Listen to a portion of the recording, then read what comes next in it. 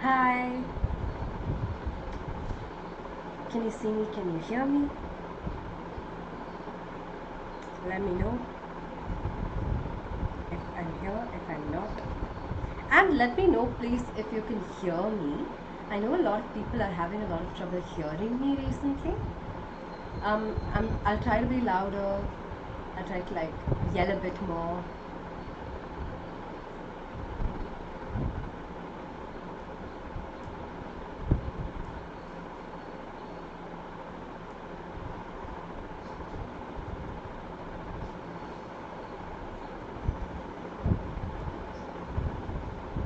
Hello Anu. Good afternoon. Good afternoon Kashali. Hello to both of you. How are you doing?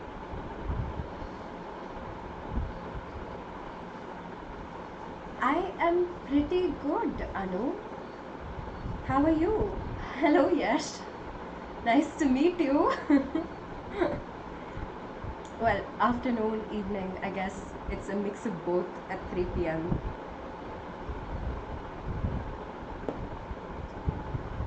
To anyone who might be new, hello, I'm Shree. I'm your English educator for grades 11 and 12. Our usual schedule goes something like this. Oh, oops, I don't have the slide today, but generally 3 to 4 is when we do classes. Mondays, Wednesdays, and Fridays are for grade 12. And today we're going to be doing some revision. We're actually going to be doing a Menti quiz, and we're going to be revising the final 2 lessons of the Flamingo book for term 1, which is deep water and keeping quiet. So 1 prose lesson and 1 poem, and this is our quiz food for today.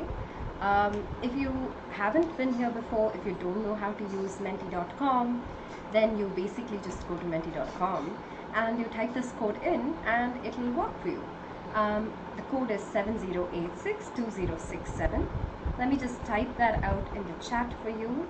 70862067. It is really nice to hear that both of you are doing well, and you've replied with like smiley faces also. So that sounds like good times are going on. Let me know if you're having any trouble joining the quiz or anything like that. I'll keep checking in the chat and making sure that you can get here.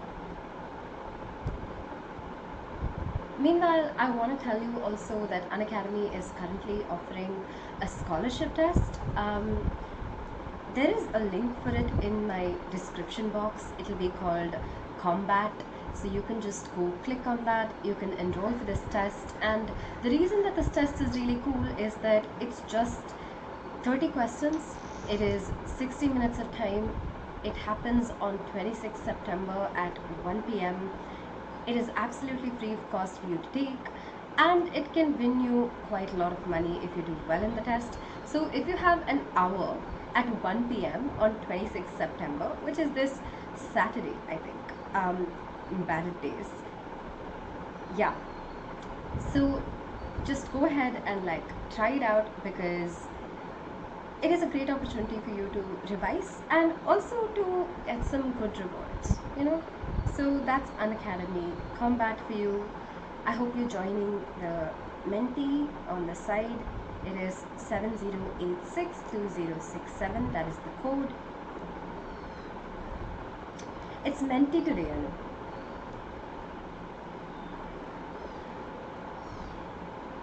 We did 3 lessons in a row. We did 4 lessons in a row actually. So now we have 2 mentees pending, because we do 1 mentee per every 2 lessons. So now we're doing both the mentees. That's what's going to happen for the next 2 classes. That's the plan. There's also a special price drop that is going on this particular week for Unacademy Plus and Iconic. If you don't know what they are, I'm going to tell you in a moment. But what you should know is that this week is the week that you should go ahead and buy the Iconic or Plus subscription if you're interested in them, because you get a 5 to 10% discount based on the duration that you take the subscription for right now. Again, the quiz code is 70862067. Let me know if you've joined it. Yes, I do put the leaderboard in the very end, and yes, it is still in the very end this time too. Is your name Yash, or is this someone else who is on like a YouTube account that's just called Yash? Let me know, yeah? There is also something called the Unacademy app, which you can download and you can use. It has a lot of cool features on it, especially this one feature called How to Ask a Doubt, where you basically kind of get to ask any kind of doubt that you have, and educators will get back to you and reply to you about, you know, whatever questions you have, which is particularly useful because exams are coming up for all of you, I think. My cousin's in grade 12, and she was telling me that like she has 5 revision exams backed up, like week after week after week, which sounds very hectic and stressful. So I hope you're all doing okay with that also. There's also something called Unacademy Plus, as I said, and Plus is basically like an expanded version of YouTube where you get access to a lot more courses, a lot more tests, a lot more study material. It's a much more thorough way of covering all your syllabus. These are the prices of Plus, and as you can see, the per month cost of a longer subscription is a lot less. Again, the quiz code is 70862067. If you haven't joined the quiz, let me know if you have. There's also something called Unacademy Iconic, as we saw, and Iconic is you know, it's like if you're uninterested in classrooms and you don't like group learning, then Iconic is for you because it's basically like one-on-one education. You get to sit down with an educator, and the educator will work closely with you and figure out all of your issues with you. So that's Iconic. These are the costs of Iconic. Again, per month cost is a lot less if you take the subscription for a lot longer. And once again, this is the last place that our quiz code is, so let me repeat it, 70862067. Let me know if you're on the quiz.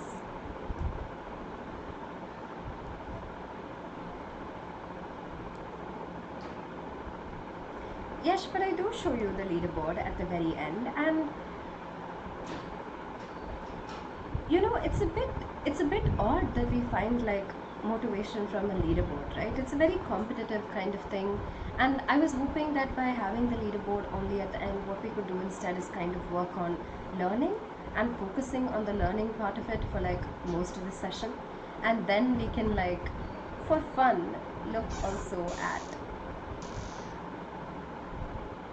okay, I've accidentally shown you an answer, but that is okay, I think. Let me just see if I have the leaderboard in place. I do not, so I have to put it in place.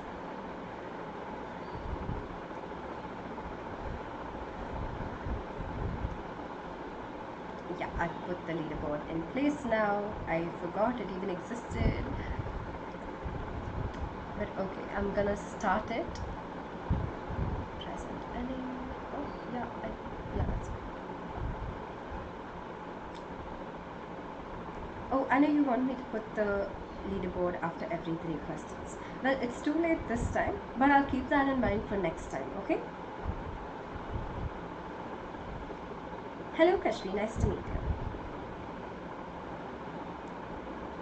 Okay, I'm about to start the quiz. I hope you're all here. Let me know if you're here.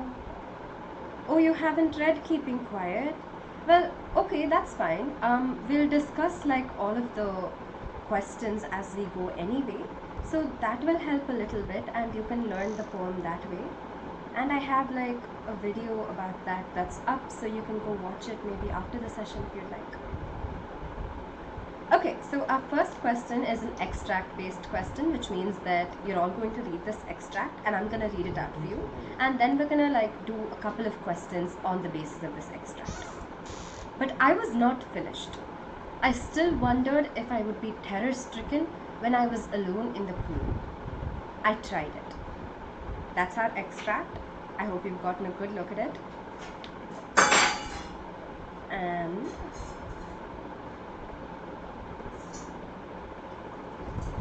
oh, very cute images, especially the pufferfish. Okay, very classic standard question. Who is the author of this text?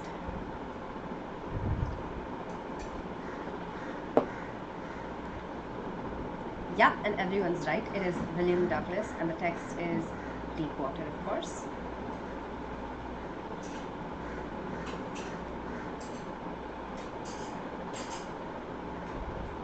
Identify I. Who is the I who is speaking to us in this particular passage?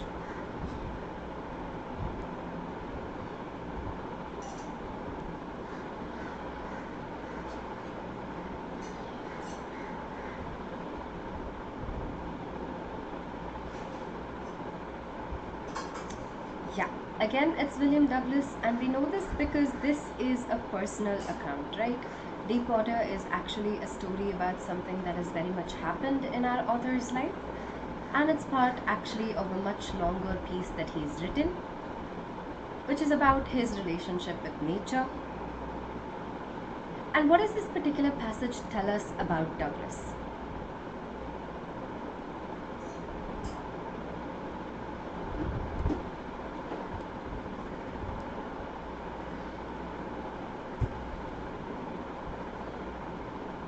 Okay, three of you have picked determination and one person has picked fearlessness, and all of you would be right, and that's because this passage really reveals like two things about Douglas to us, right?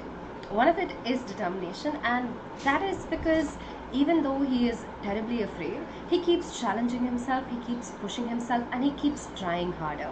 And that shows us his determination, his willingness to overcome his fear, and his willingness to work to overcome his fear, rather than just hope that one day maybe it'll just go away. We also see the fearlessness because even though he is afraid, he goes ahead and performs the action, right? And if that's not fearlessness, if that's not bravery, then nothing is bravery.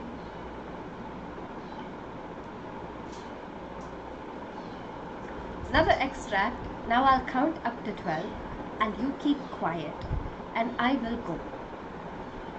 And now we'll have again a couple of questions based on this.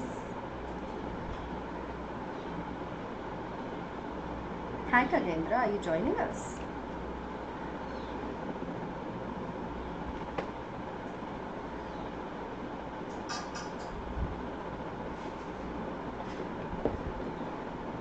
It's a very easy question. Who is the poet of keeping quiet? Yeah, it's Pablo Neruda. Do you all know anything about Neruda? Have you read anything by him before? In class or school or something like that?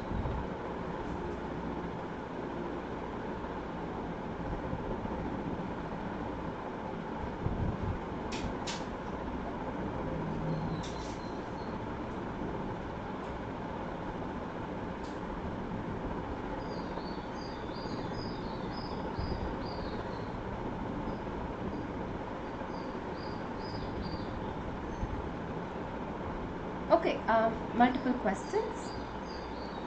Again, multiple answers, sorry, and multiple answers are also correct here. And the reason that Neruda is counting to 12 is because of two reasons. One of it is because there are 12 numbers on a clock, and so when he counts to 12, he is sort of like showing the movement of the clock. So that the passage of time is something that Neruda is trying to represent by counting to 12. And it also represents the passing of a day, or the passing of an hour, or the passing of a minute, or even the passing of like, many minutes.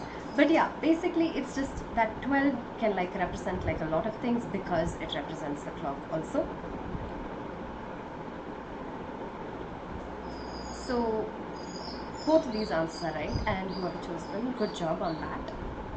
Neruda is a romantic poet. Well, he writes a lot of romantic things, and he also like writes a lot of things about nature, so he is also a romanticist, you could say, which is different from romance because a romanticist writes about nature, John Keats and things like that. All of you must have read like that classic poem like Daffodils. Yeah, that is also romanticism. Neruda is a he. I don't know why Pablo Neruda showed the wrong answer, Kashmir, because it's very much the right answer. Kushali, you asked why not D. Do you mean why is it not? It's a powerful number.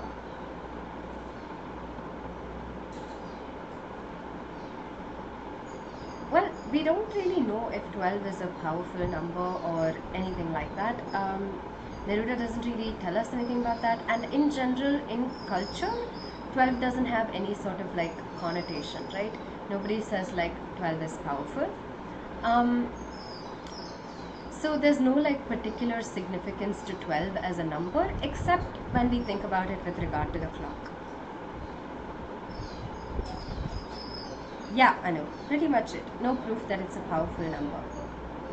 Yeah, Kushali, it does represent a lot of things, but the thing is, here Neruda isn't like thinking about anything to do with the zodiac, right? And he isn't thinking about anything to do with any of the other reasons that 12 might be powerful. The only thing that we get is that he's counting. Another thing that we get is there's some sense of time that's going on in this poem, because he's asking us all to stop, right? He's asking us all to be still for a moment. And because of that reference to time also, we understand that 12 also refers to time. Does that make sense?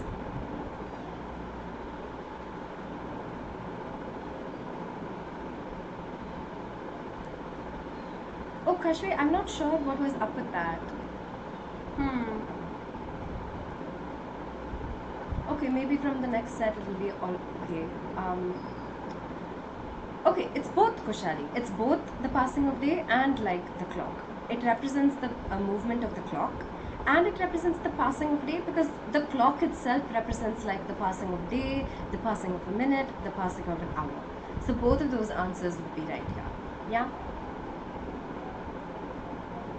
Shivdeep, you can join this quiz by going to menti.com and typing in the code, which is 70862067. Does that make sense?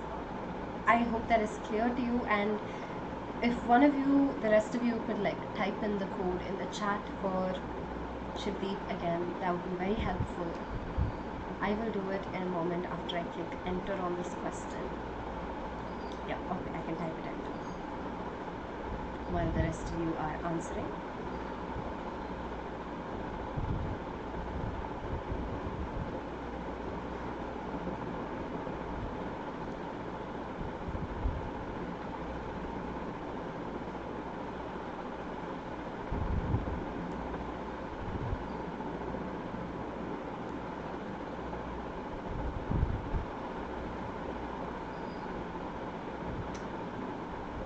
Okay, some of you got this wrong, so let's spend a couple of seconds talking about it.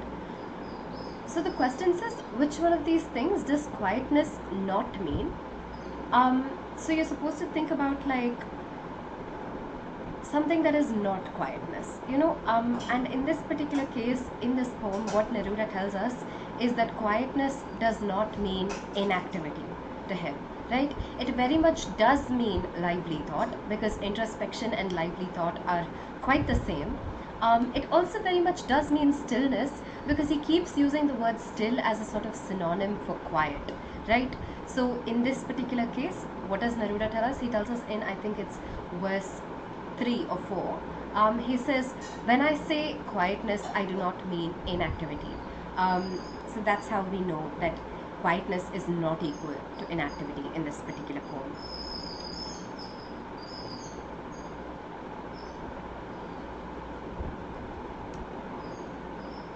We're on question 7. Thank you, Mansi. Sorry, Shivdeep, I missed that because I was talking about that answer.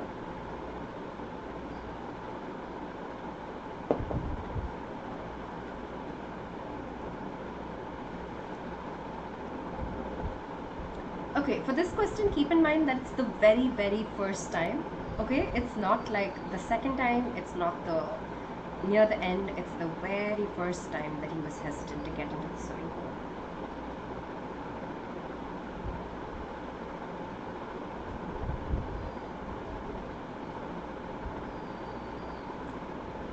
Okay, 6 of you are actually wrong in this case.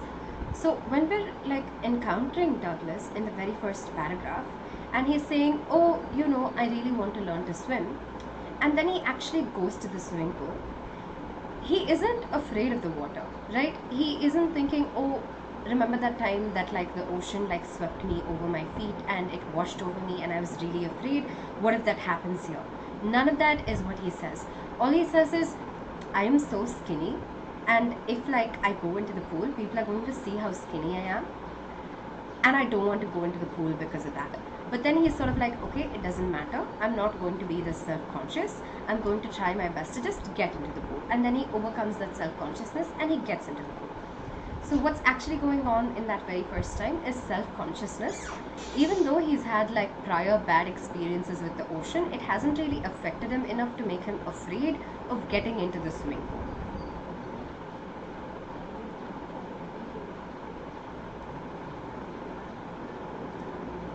Good afternoon to Sonia. It's okay if you got it wrong, Shivdeep. It happens. Divyansh, I'm sorry, I don't speak Hindi. We have another extract question. I had not been there long when in came a big bruiser of a boy, probably 18 years old. He had thick hair on his chest. He was a beautiful physical specimen with legs and arms that showed rippling muscles. He yelled, "Hi, Skinny, how do you like to be ducked?" So this is the extract. I'm going to give you a couple of seconds to look at it again. And then we are going to get into a couple of questions about this extract.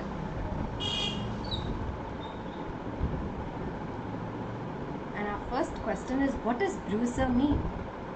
It's a descriptive word here, but what does it mean?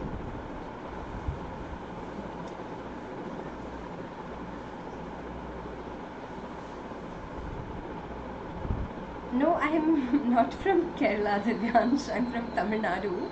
But yeah, that's the reason that I can't speak Hindi. I don't really know it. And you know, it's okay to like speak Hindi like for an English literature class also. It can help people understand, but I simply don't know the language and so I can't use it. Sorry about that. I don't know how to say your name, the person who said hello to me, but hello to you too. Bruiser means tough and big, yeah.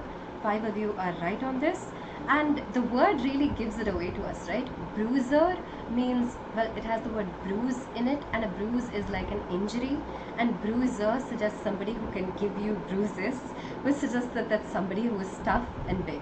So really the word has like the entirety of the meaning somewhere in it. Bruiser doesn't necessarily mean bully, Anu. In this particular case, maybe, yes, because he is definitely quite a bully. But in general, bruiser just means somebody who's very strong.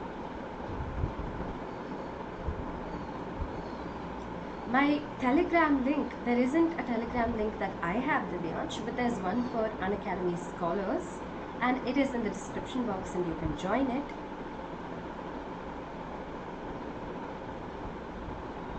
How to speak English fluently? Honestly, I only learned because I read a lot of books and I spoke to a lot of people. I think also like watching movies and like listening to things in English would help a lot. So yeah, those are all like recommendations for like speaking English. And hello to Gulam and hello to Ishu. Why does Douglas call the boy a beautiful specimen?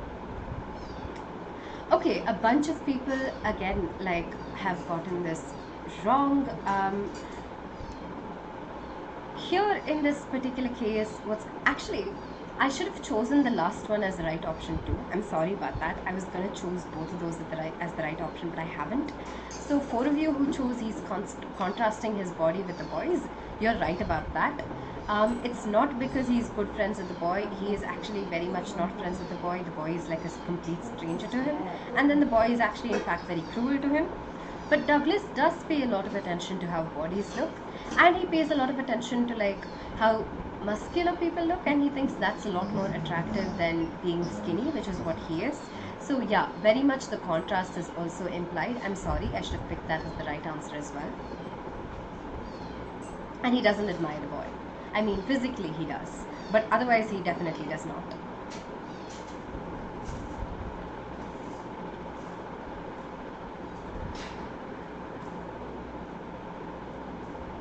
Why does the boy ask if Douglas wants to be ducked?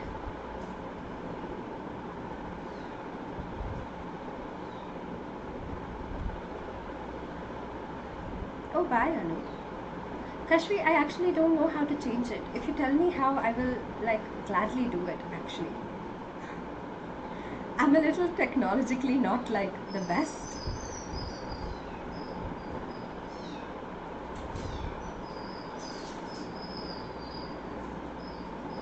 Yeah, all of you are right on this one. The boy asks if Douglas wants to be ducked because he is showing off his own strength. He's sort of like, oh, look at me, I'm so strong. Douglas, you're so weak looking. Haha, you're skinny. Let me throw you into the water. So he's, yeah, that's pretty much the tone of it actually. Perhaps the earth can teach us as when everything seems dead and later proves to be alive. Extract question again, this time from Keeping Quiet. And let's see how this one goes.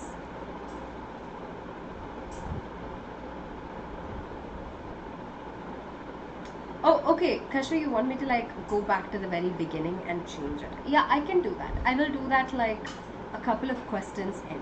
I hope that sounds okay. Name the poetic device of the extract that we just read. Thank you, Divyansh. That's very nice of you. About speech writing and books for English language, I'll get back to it at the end of my session, okay? Remind me. The poetic device in this particular case is very much personification.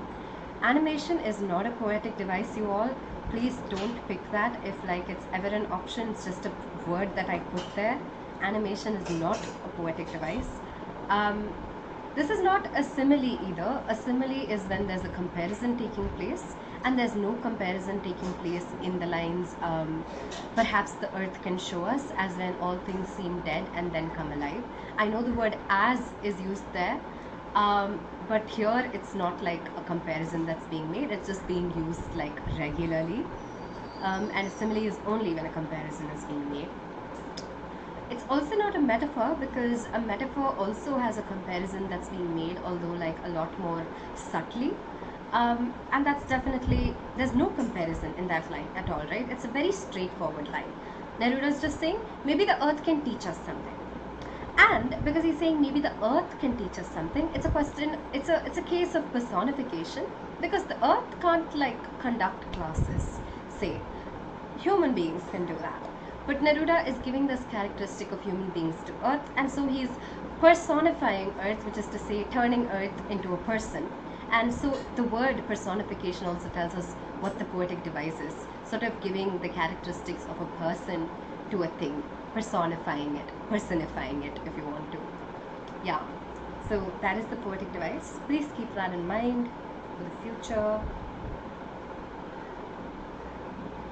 But yes, there is no simile in that particular verse. Divyansh, I am on the Educator's app on Unacademy. There's a link to my profile in the description box. You can follow me there. You can follow me on the Unacademy app. My profile link is in the description box, and you can message me on the app, and I will definitely reply to you on there.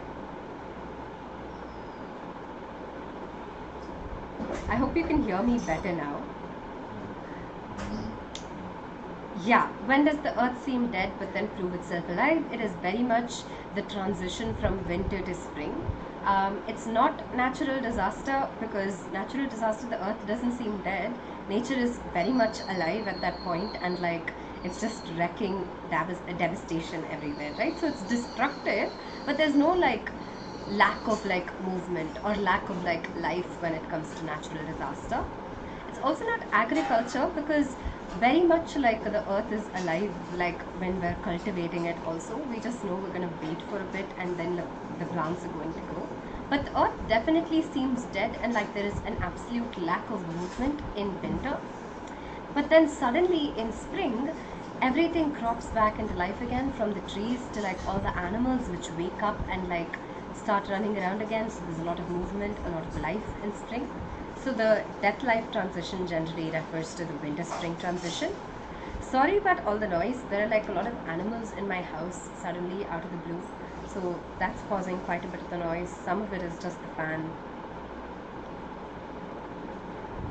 What is Neruda asking us to learn from the earth? What does he mean when he says death to life? Like, does he mean we're all dead and we need to like become alive? What does dead mean here? What does alive mean here? What is the point of this entire poem actually? Because this question is asked that also. Okay, he isn't actually asking us to be better human beings in this particular like verse. He is saying, you know, maybe the earth can teach us how to be alive when we're actually dead. And dead here doesn't refer to being bad people. Dead here refers to sort of living our lives without really thinking about it. It's about being mechanical, because he's talking, you know, throughout the poem about how we just do things all the time, and we just go from doing one thing to doing the next thing without thinking about why we may be doing these things at all. And he's like, in that is what death is. And in stopping that, in being still, in being thoughtful and thinking a little bit, is where life is. So yeah, he's asking us to stop being mechanical or dead, and he's asking us to learn to be alive, or more engaged with our thoughts, more engaged with everything around us. And that is to be a better human being. But if you chose the answer to be a better human being, then you'd be choosing a very vague thing, right? Because you don't have any sort of definition of what a better human being is there. There's another extract. I was frightened, but not yet frightened out of my wits. On the way down, I planned, when my feet hit the bottom, I would make a big jump, come to the surface, lie flat on it, and paddle to the edge of the pool. That is the extract. And this is the question. There are 24 questions. We're on question 14 and the time is 3:33. So we should be okay. Is there any difference between YouTube and Plus? Divyansh, Plus basically is a lot more thorough. On YouTube we do like live sessions and we try to cover most of the syllabus, but with Plus we do a lot more revision classes and doubt clearing sessions and things like that. So it's a lot more engaged, Divyansh. It's a lot more interpersonal also, I think. Anyway, clicking the next question.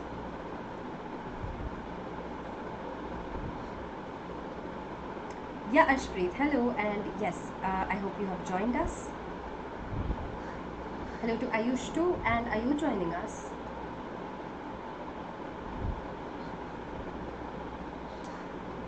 We're on question 15.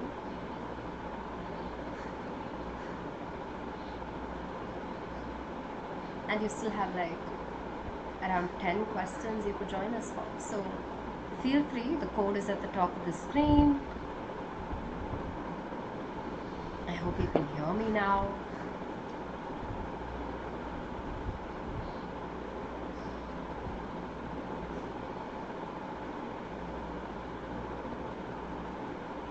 Has my screen frozen? Maybe.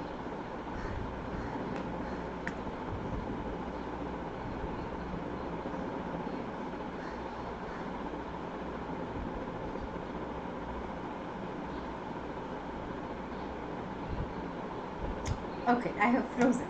Fabulous. Give me a second.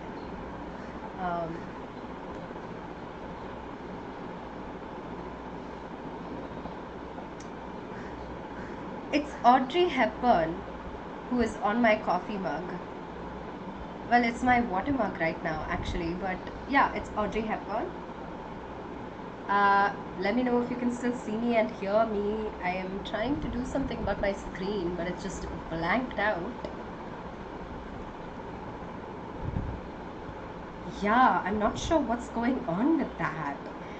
I'm entirely like bewildered. Wait, I'm trying to like click on things. trying to control plus shift plus escape, but nothing seems to be working. Okay, I may have to leave and come back.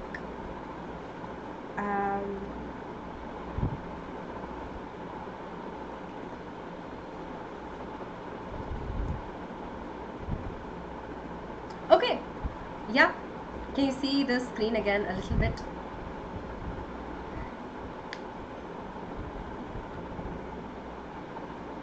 Oh my god, what a mess. Sorry about this. Closing that also. Tells me my internet connection is slow. But you know what? Let's take this opportunity to go correct like the answer of that whole thing that we were going to correct. But yeah, Douglas was afraid of the water because he was sinking in that moment. Sorry, he wasn't afraid of the water. He was afraid in that moment. The fear he was feeling is because he's been thrown into the water and he is very much sinking, right? And he can feel himself sinking. Oh dear God. Okay. Let's see.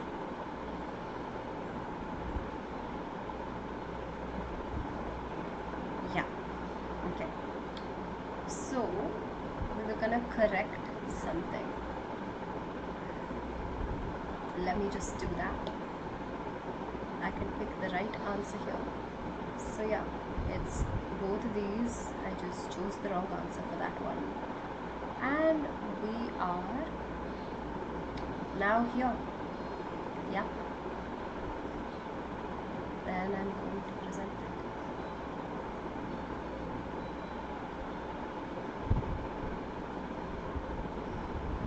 it. Okay, so we can get on to this.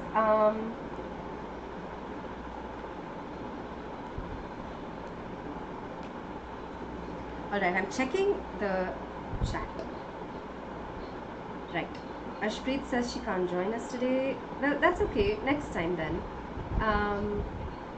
Why not see? Why is it not that he's afraid of water? Yeah, he's not afraid of water yet, Kashvi. He becomes afraid of water after this instance. Kulam, you are telling me to remove the apps. Well, there's actually nothing running except like this and OBS, which I need to like run this. So therefore, unfortunately, we are stuck carrying on like this and praying that my laptop doesn't shut down. It's just a bad laptop.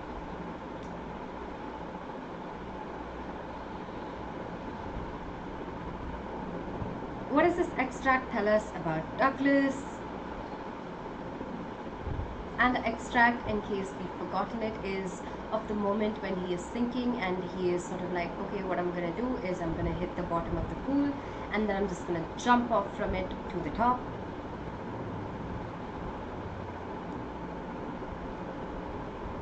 Well, yes, he is terrified, but it doesn't tell us anything about like his bravery. It tells us that he is good in a crisis, definitely. It also tells us that he's quick on his feet. And I would say that here you shouldn't answer he's terrified because like, though he does mention that like he's sinking and very much like there is fear involved in that, the fear crops up like in a little bit, right? In this moment he's not really thinking about the fear. He's just like, okay, what am I gonna do? I am in the water and I'm gonna make a plan, right? So even though the fear is there, it's very, very minimal. It is more about how he is thinking at this moment and he's coming up with a good plan to like deal with what's going on.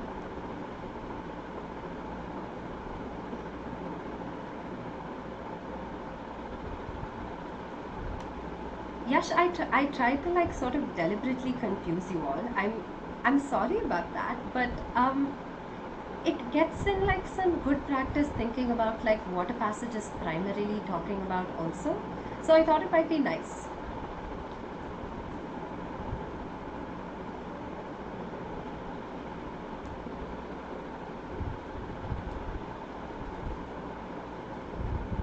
I crossed oblivion and the curtain of life fell. What does this mean? He is not dying. He is not frightened to death.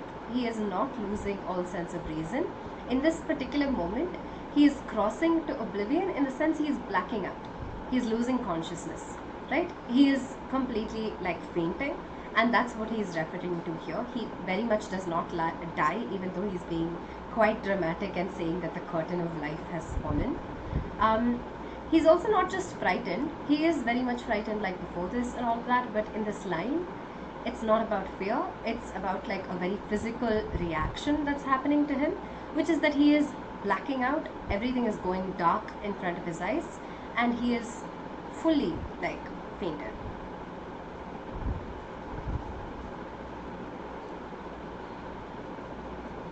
The sample paper of CBSE said that the option was dying. He is very much not dying though, Kashvi. Okay, I will go look at the paper though. Thank you for telling me about it. Those who prepare green wars, wars with gas, wars with fire, victory with no survivors, would put on clean clothes and walk about with their brothers in the shade, doing nothing. That's our extract. And we have a bunch of questions for it. I think just a couple.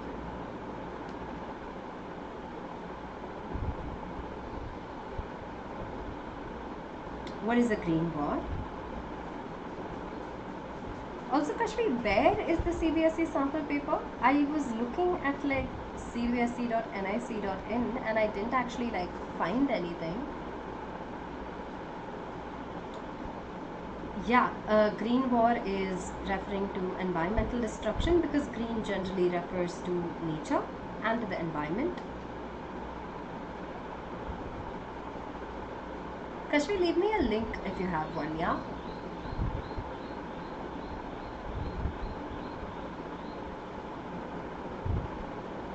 Everyone would sort of like benefit if you do have a link. So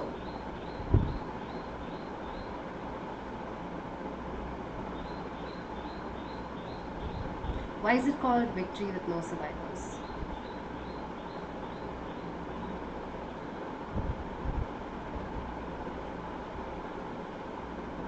Kushali, a biowar doesn't actually involve green things or like plants. A biowar is generally like, it generally refers to like diseases being spread around, right? So nobody would call it a green war. Does that make sense to you? Okay, you don't have a link, but you have a PDF. Maybe the link of where you found the PDF? Okay, why is it victory with no survivors? Here, no survivors is a bit of a hyperbole, right? It doesn't mean like everybody actually dies. It just means nobody actually like benefits from it. Nobody comes out of it alive. Again, alive in the sense of that sense of life that Neruda is talking about. At the end of war, there are like people who survive, right? At the end of each of these wars, there are people who survive. And yet, at the end of the war, all of these people only sort of live in this way that isn't really happy. There isn't really joy to it. There isn't really any sort of positive outcome from war. And that's what Neruda is trying to refer to when he says victory with no survivors. Bit of a hyperbole. Again, no survivors doesn't mean everybody literally dies.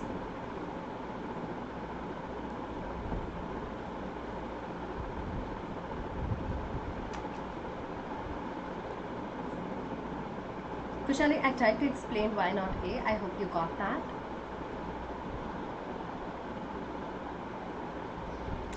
Oh, okay, you got the PDF from school. Okay. I will go find it, Kashri. And maybe we could do that for a mentee sometime or something.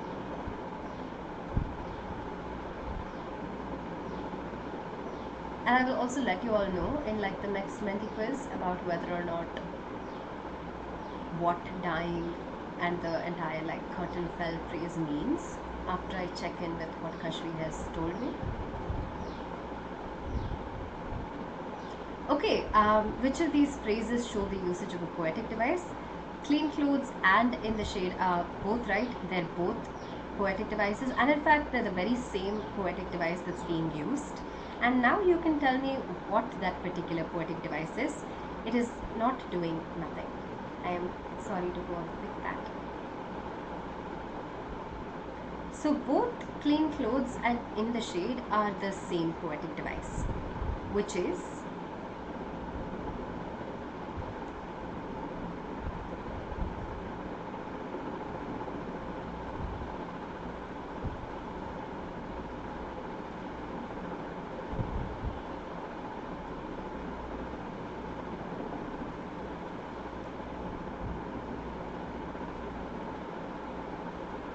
I think you can't hear me if I put my hand down, so I'm just keeping it here. Okay, poetic device here is a metaphor.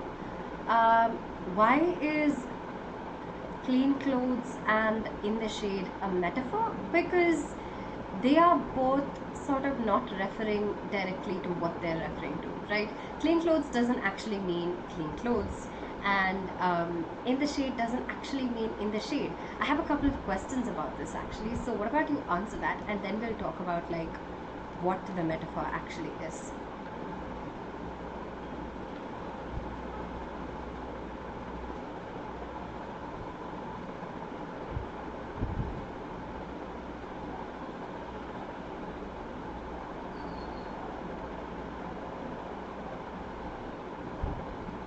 This is very easy, I think.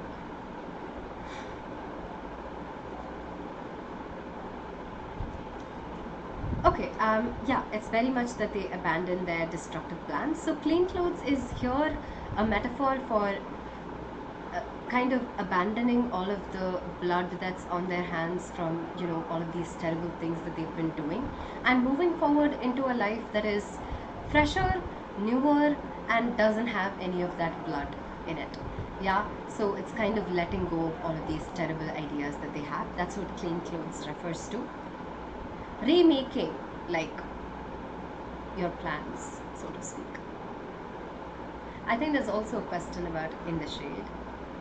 Okay, there isn't a question about that. Okay, we'll discuss it at the very end then.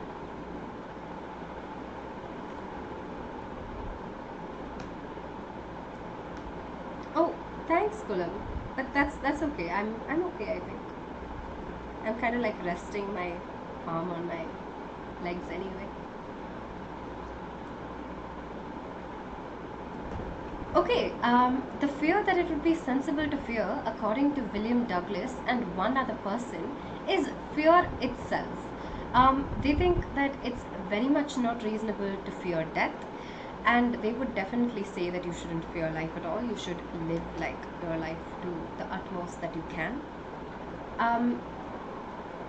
But they think that all we have to fear is fear itself, because, you know, as fear is a very like normal thing, right? It's a reaction that people do have to things.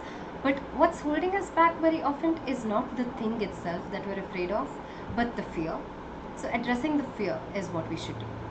Yeah, it is Roosevelt. And by that I really mean in the case of William Douglas, for example, when he is afraid of like being in the water, it's not actually the water that's like scary, right?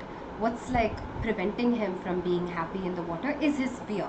So the problem is the fear, and so what he should be afraid of is that fear itself, and he should work on that fear itself. I hope that makes sense to all of you. And also, in the shade is basically a metaphor for, well, you know, it sounds like you're sitting under like a shady place and kind of taking a break from a hot day, but the implication is in the shade meaning taking a break from all of this destruction again, and sort of like resting away from the world as it usually runs. And that brings us to the end of our session, I think. And this is the leaderboard that everyone has been asking for. The mysterious Burger K is at the top of the list. So congratulations to the person who is a burger. And thanks to all of you for joining today and for doing this quiz and asking me so many questions. I love questions and I love like talking to you all. So it was really nice to be able to chat with you for so long. If you have any other questions, then let me know. I have a couple of minutes. I am here and I can like respond to you. Okay, Kushali is K and Kanishka Shikhavat is KS. Hello to Anshika.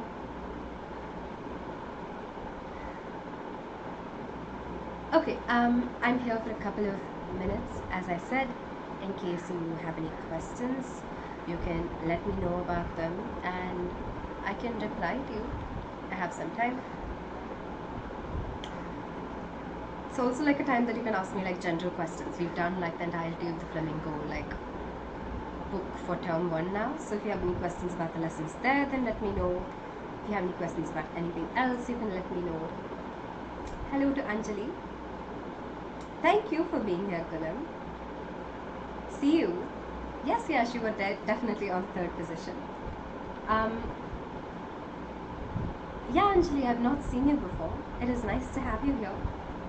And there has been a Karan here all along, who's just appeared to like say bye to Kalam. Nice to see you too, Karan. Were you one of those like mysterious names like Carl Gustav? Okay, if you don't have any questions, then I will leave in a minute. If there's anything in specific that you think we should do in these classes, anything that you really need to focus on immediately, essay writing, I don't know, speech writing, I heard someone say that's a problem. Yeah, whatever you think like you need the most revision help with, let me know in the chat or in the comment section. I will be keeping an eye out. Also, let me know if you have any feedback. I would very much appreciate feedback. I'd like to know what is working for you, what isn't working for you. And it would be very helpful if I could hear back from you about that. And finally, if you like this session, then do leave a like. And if you think maybe it would help other people revise, then share it around. And finally, if you like content like this, then do subscribe. We're making more content like this all the time. And finally, the very last finally is that on Saturday we are doing another Menti, and it will be this time for the Summer of the Beautiful White Horse. So come by for that also. See you all.